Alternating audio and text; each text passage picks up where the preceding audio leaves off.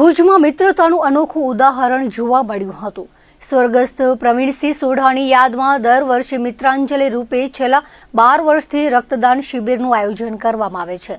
વર્ષ 2014માં અકસ્માત બાદ લોહી ન મળતા પ્રવીણસિંહનું નિધન થયું હતું। આ ઘટનાથી પ્રેરાઈને મહાવીરનગર યુવક મંડળે માનવતાભર્યો સંકલ્પ લીધો હતો। લોહીની અછતથી કોઈનું મોત ન થાય તેવા ઉદ્દેશ્ય સાથે દર વર્ષે 100થી વધુ લોકો રક્તદાન કરે છે। 1 એપ્રિલે પુણ્યતિથિ નિમિત્તે 12મી રક્તદાન શિબિર યોજાઈ હતી। ભુજના શક્તિધામ મંદિરે જીકે જનરલ હોસ્પિટલના સહયોગથી આયોજન કરાયું હતું। પરિવારજનો અને મિત્રો દ્વારા શિબિરનું ઉદ્ઘાટન કરાયું હતું। રક્તદાન શિબિર દ્વારા મિત્રતાને અનોખી શ્રદ્ધાંજલિ આપવામાં આવી હતી। સમાજમાં રક્તદાન અંગે જાગૃતિ લાવવાનો પ્રયાસ કરાયો હતો। એક વ્યક્તિનું લોહી 3 લોકોને ઉપયોગી બનતું હોવાની માહિતી અપાઈ હતી। આ શિબિર દરમિયાન રક્તદાતાઓનો ઉત્સાહભર્યો પ્રતિસાદ મળ્યો હતો। મિત્રતાને સેવા રૂપે જીવંત રાખવાનો અનોખો સંદેશ આપવામાં આવ્યો હતો।